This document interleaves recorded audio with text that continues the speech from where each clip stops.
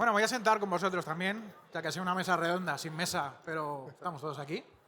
Y vamos a ir un poquito por orden. Quiero empezar contigo. Tenemos aquí a dos grandes empresas de validación a nivel mundial.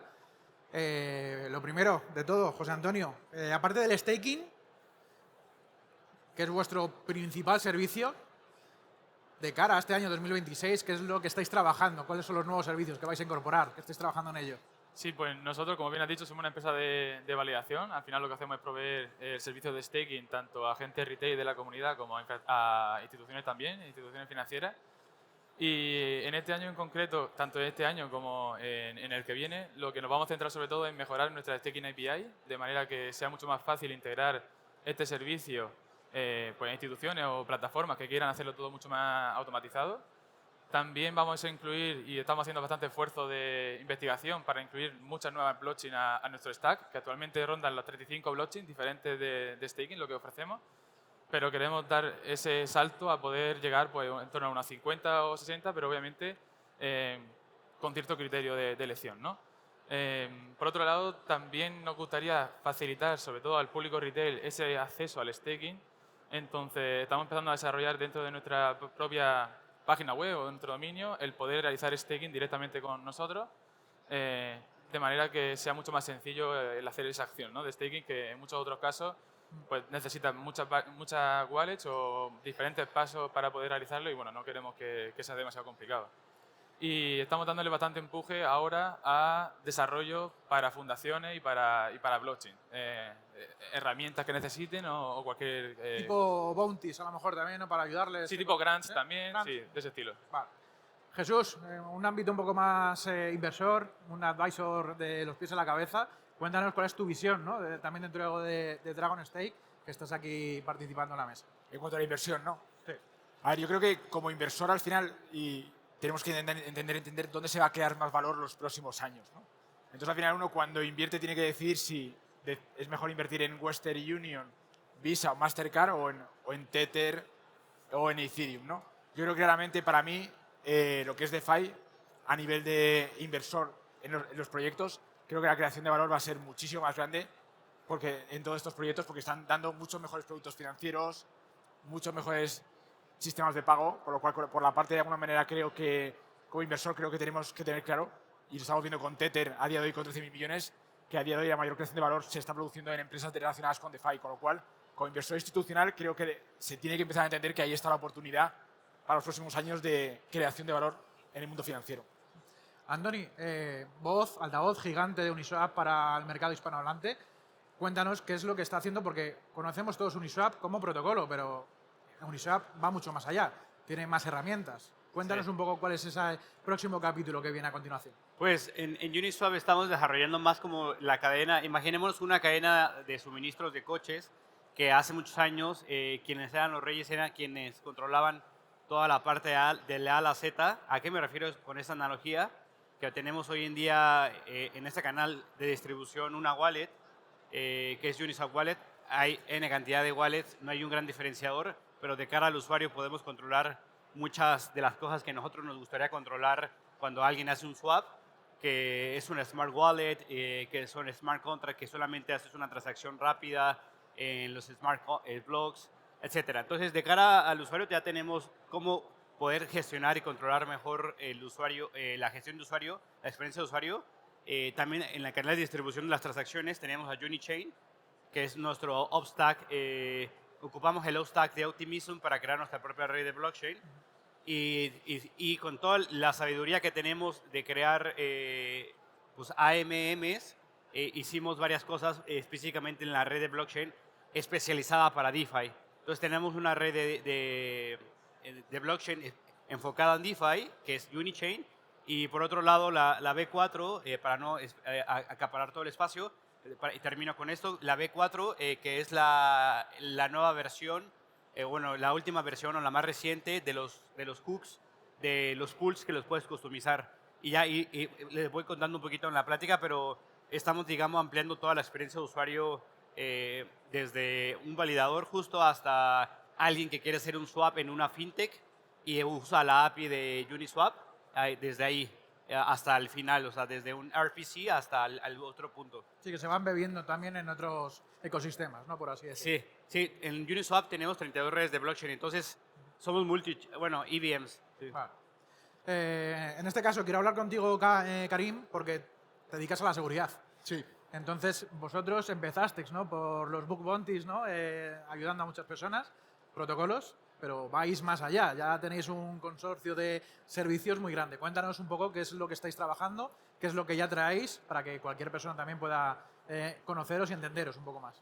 sí, es verdad que hasta hace poco nosotros ayudamos al ecosistema Web3 a protegerse a través de los bug bounties. Pero nos hemos dado cuenta de algo. A día de hoy los protocolos necesitan ir más allá. Necesitan contar con herramientas que les ayuden a vigilar y a resolver de forma proactiva las amenazas que tienen dentro del ecosistema.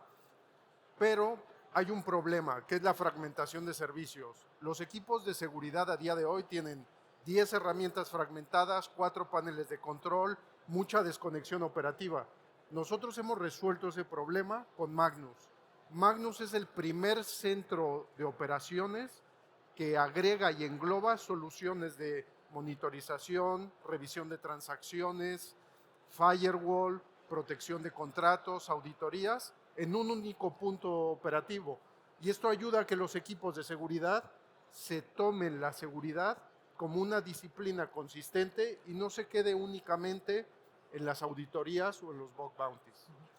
José Antonio, quiero seguir contigo porque variadores, nuevo público, gente retail, ¿cómo estáis avanzando en esa necesidad de atraer nuevos clientes que en este caso todavía no conocen cripto como nosotros conocemos, ¿no? ¿Cómo estáis creciendo y desarrollando en esa parte? Pues sobre todo en la parte de retail lo que intentamos realizar es apoyar con educación, porque al final mucha gente, tanto la que está dentro como la que está dentro obviamente sí que conoce más lo que funciona y cómo es el staking, pero la que está afuera se puede imaginar que puede ser mucho más riesgoso de lo que se pueden imaginar, ¿no? Obviamente yo siempre digo que el staking es el segundo paso una vez que entras en cripto. Es decir, tú primero haces tu investigación, eliges el token que te interese, invierte en él y lo dejas guardado. Pero claro, si lo dejas guardado, en los casos de aquellos tokens que sean nativos del Proof of Stake, estás perdiendo una rentabilidad anual que podría incluso suplir, en algunos casos, la volatilidad que tiene el precio del token, ¿no? Entonces, sobre todo eso, con educación, para que entiendan cuáles son los riesgos y que tampoco es tan arriesgado dentro una vez que asumimos ya esa inversión, como digo. Y luego, por otro lado, como he comentado antes, con lo de hacer staking dentro de nuestra propia web, eso es algo que incluso a amistades mías cercanas le ha pasado de que tienen ejemplos reales, tienen Solana, Ethereum y Sui, y ya son 3 extensiones nuevas que tienes que tener en tu navegador para poder hacer staking. Entonces, eso es algo que sí que creo que ya no solamente nosotros, sino en general en el ecosistema cripto, se tiene que trabajar para que esa diversificación que hay de tener 5 o 6 extensiones se pueda solucionar, y eso creo que ayudaría muchísimo a que mucha más gente entre dentro del sector, no solamente del staking, sino también de cripto. Entiendo también que como Uniswap también embebéis o dais soluciones a otras empresas para que se adapten, ¿no? O puedan tener servicio de staking a sus usuarios, claro, con vuestra tecnología, ¿no? Con sí. vuestro O sea, lo que comentaba es sobre todo para temas de retail. Obviamente, con la Staking API, nosotros lo que hacemos es eso, traducir todos esos lenguajes de conexión con todas las redes, que al final son lenguajes diferentes. Algunos sí que se parecen mucho, son iguales, pero otros no. Y entonces unificarlo en que sea todo mucho más, con una nomenclatura mucho más concreta, ¿no? Y sea mucho más fácil de integrar en plataformas, pues lo que es el staking. Y de hecho, creo que el que estén entrando instituciones como custodio o banco o incluso obviamente los exchanges que ya están, esa facilidad de no tener que depender de tantísimas extensiones para poder operar, es normal que sea mucho más fácil y más atractivo para usuarios nuevos que están aprendiendo. Jesús, vamos a esa parte inversora, que como buen inversor tenemos que analizar, ver métricas, indicadores. Los indicadores que hasta hoy en día conocíamos van a seguir valiendo de cara a futuro, vienen nuevos. ¿Qué es lo que tú te fijas de cara a futuro para poder decidir si tiene valor o no algo? Bueno, una cosa muy importante que creo que según vayamos viendo cómo madura el staking será importante es la gobernanza. Creo que es muy importante realmente que aparte ya la parte técnica, que desde luego en Dragon Stake hemos estado siempre desde el principio, que realmente la gente cuando hace staking es un inversor, aunque luego tenga una rentabilidad. Por lo cual creo que es muy importante defender, y hemos sido muy críticos en muchas DAOs con las decisiones que se están tomando, porque eres un inversor antes que, o sea, la rentabilidad que le sacas a tu token está desde luego, es un extra a tu inversión grande que tienes un protocolo. Entonces creo que eso hay que entenderlo muy bien.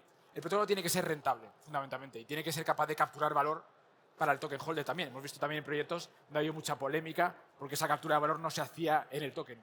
Entonces yo creo que al final, evidentemente, y lo estamos viendo, Hyperliquid, por ejemplo, son empresas que están muy bien o que respetan mucho a lo que es el token holder. Yo creo que al final, en algún punto, lo que es importante es que esas empresas sean capaces de crear valor, capturarlo y luego de alguna manera que el token capture parte de ese valor. Entonces yo creo que, evidentemente, algo que parecía que no importaba mucho, lo que era el profit y demás, hemos visto que en esta segunda quarter ya empieza a ser más importante.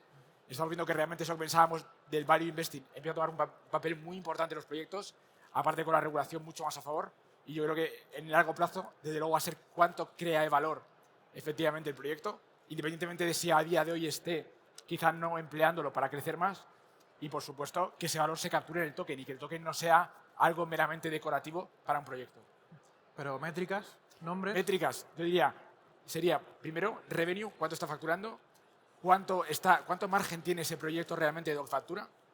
Por supuesto, que esa facturación sea en muchos usuarios y muy diversificada. Y luego, en otra parte, de cómo se defiende ese proyecto, qué parte de defensión tiene. Y luego, si ese volumen es algo, como si digamos, sintético o algo producido por incentivos o es algo a largo plazo. Pero fundamentalmente las métricas yo creo que son esas, que el proyecto sea potente, lo utiliza mucha gente y que luego tenga un margen, tenga un negocio financiero viable. Que sea recurrente, ¿no? Que al fin y al cabo el usuario siga utilizándolo de alguna manera, ¿no? Y que luego se gane dinero con eso para el proyecto. Eso es. Vamos a hablar con Uniswap.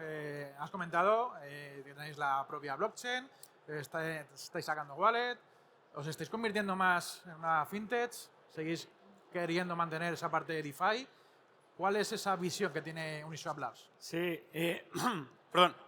A mí personalmente me encanta hablar de la visión porque hay dos componentes que estamos viendo súper importantes. Uno es la generación Z. La generación Z tiene el mismo valor jerárquico los TikTok coins que los T-bills de Estados Unidos, que Bitcoin, que los stocks de Estados Unidos. Nos estamos preparando para esa generación donde ellos quieren hacer un swap en los mismos rieles. O sea, ellos en su mente tienen concebido que pueden, ¿por qué no?, hacer un swap entre una TikTok coin con un T-bill de Estados Unidos. En realidad se debería de poder, pero nosotros, los millennials, creemos que pues, es una infraestructura súper diferente. Y aunado a un componente que en un mundo agéntico de inteligencia artificial, pues la inteligencia artificial con la que se conecta, o la única tecnología con la que se puede conectar, es con cripto, porque con los bancos no fueron diseñados para eso. O sea, los bancos que están aquí en España, en México, en América Latina, no se pueden conectar a AI porque no fueron diseñados per se, pero DeFi sí, porque es permissionless, es open source, está diseñado para esta nueva era de inteligencia artificial. Yo me imagino, nosotros tenemos como visión tener la capacidad de desbloquear la mayor intercambio de valor. ¿Qué significa eso? Que alguien va a llegar y te va con unos Meta AI a una tienda que acaba de crear un token con un pool de Uniswap o el que quieras y va a querer hacer un swap ahí en ese momento con un comando de voz. Eso nadie que está aquí lo ve descabellado. O sea, es prácticamente el siguiente año o es muy probable que pase este año y parecía muy futurista. Entonces, lo que nosotros estamos viendo es que se está reconfigurando la concepción del dinero y para la generación Z, como no hay esa forma concebida que nosotros vimos los millennials del mundo físico al digital, no existe. Entonces, lo pueden dibujar de meme coins, lo pueden dibujar de TikTok, lo pueden dibujar de T-bills y entonces lo van a hacer así como quieran y lo que quieren hacer es intercambiar. Entonces, para eso se necesitan rieles que puedas hacer un swap en tu voice note con tus Meta AI y eso es lo que estamos viendo, que va a suceder muy pronto y hacia allá estamos apuntando. Está, bueno, las Meta o las Ray-Ban, ¿no? Que también... Los Ray-Ban, sí. Bueno, es que los Meta AI están con Ray-Ban y con Oakley. Sí. Karim, quiero seguir hablando porque al fin y al cabo un buen cliente tuyo son proyectos que buscan seguridad, ¿no? Tranquilidad. cuando llega a vosotros, ve el stack que le ofrecéis, ¿cuál es el valor real que le estáis aportando o que todavía no sabe que le vais a aportar? Cuando una de estas organizaciones adopta el stack de Immunify, está mandando un mensaje muy fuerte y muy claro al mercado, que es: conozco los riesgos, los voy a gestionar con un compromiso muy fuerte y cuento con las herramientas necesarias para hacerlo. ¿Por qué? Porque todo ese punto central de distintos ángulos, cómo proteger las superficies expuestas a eventos de seguridad, lo cubren con Magnus, con soluciones de brand protection, on-chain monitoring, firewall, reviews de sus pipelines de CI/CD. Ese mensaje se materializa en esas prácticas en la que la gestión de la seguridad ya no es saltar al incidente.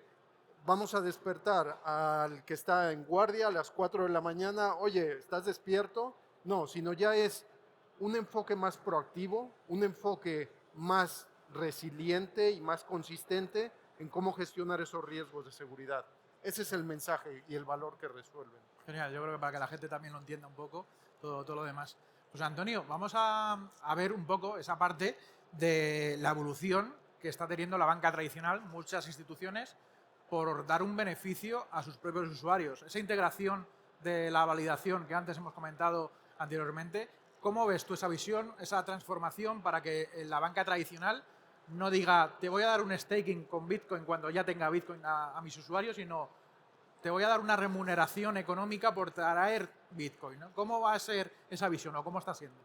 Pues realmente creo que sé que soy muy repetitivo, pero todo parte al final del conocimiento que ya tienen las empresas de staking. Es decir, parece muy sencillo cuando se ve desde fuera quizá, ¿no? De que el staking puede ser simplemente el hecho de bloquear unos tokens en un validador y generar un rendimiento, pero cuando tiene tantísima competencia en el mercado, el conocimiento de cómo sacar más rentabilidad, de cuál podría ser la herramienta que puede utilizar de por medio para hacerlo más seguro o generar más rentabilidad pero quitándole un poco de seguridad.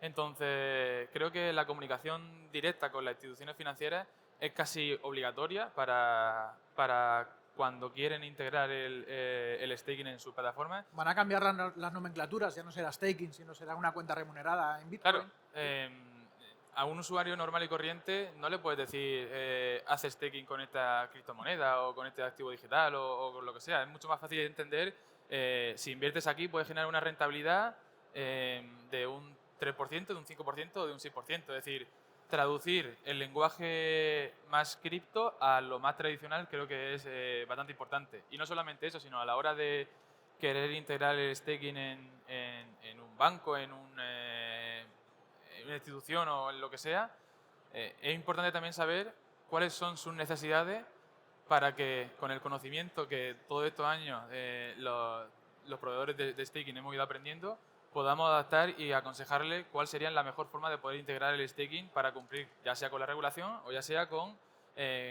necesidades o políticas internas que tenga el banco. Incluso si la propia institución ya utiliza un custodio que tiene integrado el staking, es posible que esa solución sea una de las 6 o 7 posibles que haya, pero como se desconoce, puede resultar que haya gente que diga, o sea, hay instituciones que digan no me interesa incorporar el staking o lo veo muy complicado o me va a tocar elaborar una estrategia financiera por el tema de que me vienen las recompensas por bloque y yo prefiero detenerla en el tiempo ahí y claimearlas yo. Entonces, bueno, creo que cada vez se van a estrechar mucho más los lazos o al menos yo lo consideraría que sería lo normal. Y por otro lado, también hay veces que no solamente se estrechan lazos, sino que directamente las instituciones están absorbiendo compañías de staking providers por esa misma razón, por el conocimiento que ellas mismas tienen. Jesús, ha comentado el tema regulatorio, con Dragon Stake, validación de bloques, de datos, recompensas por medio. ¿Hay una restricción fuerte? ¿Estáis viendo que están abriendo lazos? Cuéntanos. Yo creo que cada vez se está entendiendo mejor que de alguna manera deben permitir que estas empresas puedan revolver den incentivos o ingresos a gente que tiene staking. Y aquí hay una parte muy importante, yo creo que a veces no consideramos, En el mundo real, cuando estamos invertidos en una empresa, muy poquitas veces podemos decidir o votar. Es decir, muchas veces es muy habitual ver empresas que se reparten bonus brutales en empresas que están en bolsa bajando a lo bestia. Yo creo que ahí nos tiene que, de alguna manera, invitar a entender que puede haber otra forma de gobernanza. Que cuando hacemos staking, no solo estamos teniendo un ingreso, estamos teniendo una responsabilidad de votar y quizá poner un poquito de sentido común a todas esas decisiones. Que a lo mejor sí tienen que ganar mucho la gente de los fundación, pero cuando el proyecto va bien. Entonces yo creo que aquí es donde realmente tenemos que entender que tenemos que ejercer esa capacidad de intentar de alguna manera poner un poquito de sentido común a todo esto, y la regulación yo creo que va a permitir, tanto en estos proyectos como en empresas del día de mañana, que si todo está en tokens y todo está a la gobernanza de esta manera, se podrá votar mucho más. Y creo que podremos evitar estas situaciones sin sentido, donde veamos CEOs de empresa cobrando cada vez más y una empresa yéndose a la quiebra. Yo creo que en cripto cada vez lo hemos estado viendo más. Las gobernanzas más maduras empiezan a tener un papel, como si dijéramos, de poner sentido a todo, remunerar estas cosas, y yo creo que eso regulatoriamente creo que es un avance y creo que se va a ver cada vez más integrado, y que eso que se está haciendo ahora mismo en gobernanzas de proyectos pasará al mundo real. No, lo hemos estado viendo que hace 4 años era impensable y ya hoy en día va mejorando la cosa, ¿no? Parte de Uniswap, hemos visto que sois pioneros en DeFi, pero cada vez hay más competencia. ¿Cómo os vais a seguir diferenciando para estar ahí arriba? Sí, la verdad es que es súper interesante. Cuando empezó Uniswap, en el verano DeFi, en plena pandemia, mayo de 2020, empezó Uniswap con Pond, Aave, como las primitivas de DeFi, ¿no? Que se establecieron. Y es súper interesante ver, por ejemplo, ahora que estamos viendo los perps, los perpetuals, sessions, donde está la gente farmeando el que tú quieras. Es súper interesante. Yo ayer estaba probando Rainbow, que puedes hacer ya perpetuals con Hyperliquid. Los acaba de incluir MetaMask, Phantom. A mí me emociona porque ya la gente puede hacer perpetuals, aunque la gente que nunca ha hecho perpetuals puede pensar que nosotros estábamos haciendo un análisis de Corea. Corea ahorita está muy fuerte con los perpetuals porque ellos legalmente no pueden apostar. La forma en la que apuestan es con perpetuals. Entonces, por ahí hay un poquito de riesgo, ¿no? Pero bueno, al final nos emociona. También están los prediction markets. En DeFi está súper maduro. O sea, lo que está haciendo Aave está súper interesante también. Es ya el 36º banco en términos de valor de Estados Unidos, si estuviera incorporado en Estados Unidos. Nosotros trabajamos incluso con Kraken, trabajamos con OKX, con las exchanges más grandes del mundo, y nosotros no lo vemos como competencia. Al final creemos en el Money Lego, que es DeFi, que son piezas que se van conectando unas con las otras, y la gente se conecta con nosotros y nosotros nos conectamos con las demás personas. Incluso nosotros estamos empezando a conectar con startups fintechs. Entonces nosotros pues, somos un router de liquidez que se puede conectar a muchísimas cosas. Entonces la liquidez es como el agua, tiene que ir fluyendo, y nosotros simplemente vamos acaudalando el agua y haciendo que fluya el agua, y nosotros mientras más brechas abramos, pues va a haber más liquidez. Entonces es un pensamiento mucho más de abundancia que de escasez y de apertura, que es DeFi al final de cuentas. Y ya, bueno, para ir finalizando la mesa, quiero preguntarte, no se ha tocado el tema de la IA, ¿no? Como no, en cada mesa siempre sale algo, ¿no? Y vinculándolo con la seguridad, en este caso, ¿ayuda mucho más para salvaguardar y mantener la seguridad? ¿O también existe esa parte, esa contrapartida de que la IA también sirve para hacer el mal? Bueno, tal como se está hablando últimamente, ¿no? Es el tema más discutido en muchas industrias. Es un arma de dos filos, definitivamente. Aumenta las amenazas, pero a su vez, desde el punto de vista de seguridad, vemos que ayuda mucho a los equipos. Y no tanto en la automatización, sino en darles contexto. Esa es la parte más poderosa de la IA. Si los equipos de seguridad logran entender qué es importante, qué es urgente, qué es crítico, tienen mayor claridad para gestionar la seguridad de forma proactiva y reducir esa reactividad, e incluso en situaciones de emergencia ser más efectivos. algo importante que mucha gente piensa, oye, quizá los smart contracts van a ser más seguros, ¿no? A partir de la inteligencia artificial. Realmente no. ¿Por qué? Porque de facto no, pero la inteligencia artificial nos ayuda a procesar más, mejor, a tener mayor vigilancia y a testear de una forma más robusta y consistente, con mayor amplitud. Tenemos más capacidad y eso ayuda a que la seguridad gane robustez. Bueno, pues hasta aquí la mesa redonda. Yo voy a dar también un poco mi visión para finalizar. Es que yo creo que este capítulo de 2026 seguirá habiendo otro más y este libro no va a terminar, ¿no? Hemos empezado con grandes profesionales que estáis aquí. Muchas gracias a todos. Y bueno, pues espero que os haya gustado. Un aplauso muy, muy fuerte. Gracias.